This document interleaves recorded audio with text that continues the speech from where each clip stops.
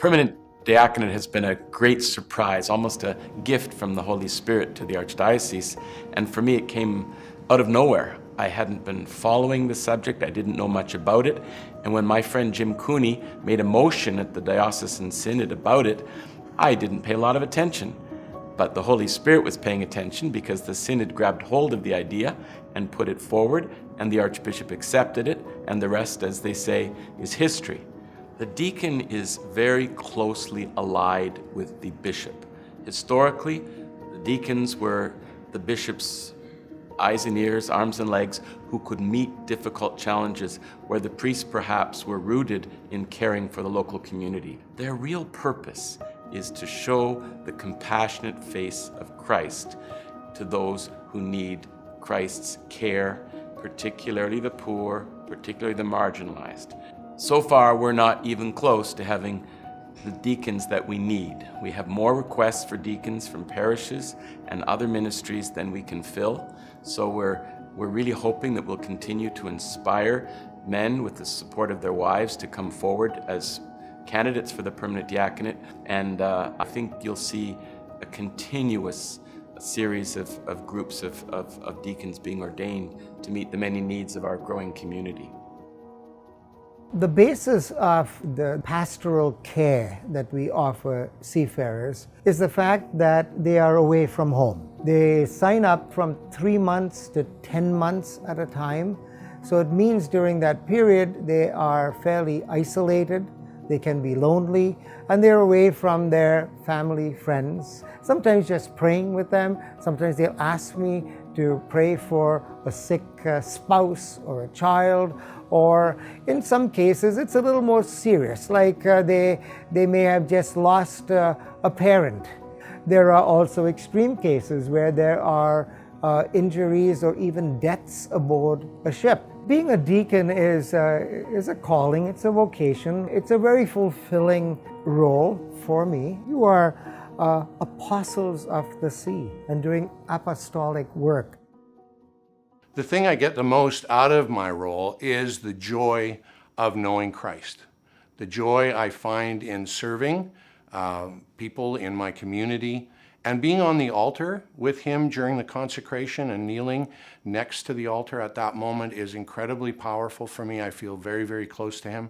And proclaiming the gospel is an important and wonderful part of being a deacon. And all of those things taken together provide me with a great sense of joy, and that joy sustains me in all the things that I do within my service as a deacon.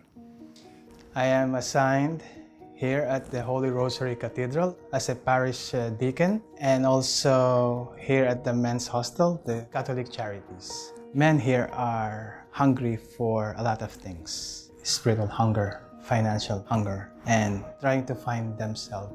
Because these men are older compared to Covenant House, for example. People there are asked for many things in certain ways. Here, you can offer simple things. Like, for example, a simple chocolate. For them, it's a big thing. I want to serve the poor. I want to serve those who are needy, those who are marginalized. Well, I find joy if I manage to serve the poor, serving the marginalized. At the same time, being a dad, being a father first and a husband, serving them on the other hand, and serving the parishioners. Bind it together as one, that's the joy itself. I have two responsibilities as a deacon. One is in the Archdiocesan Renewals Committee. I'm an ARC member. And the other responsibility is in this hospital, Holy Family Hospital.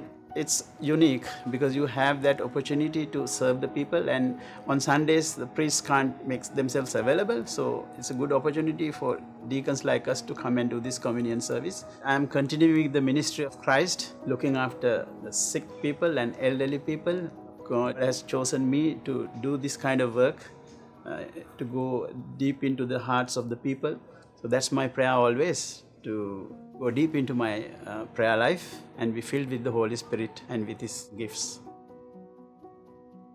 The parishioners have not only adopted me as the parish deacon, but as a couple. I think there's a comfort level for people because we are a married couple. My priority is my husband, my marriage, and my family, and second, the diaconate. And it is very much a ministry that the wife embraces with her husband for it to be fulfilling and successful. At each stage, and also each year, Wendy had to pen a letter of continued support of me being in the program. Before she wrote the letter, we talked about that whole, what the program means, and we looked ahead.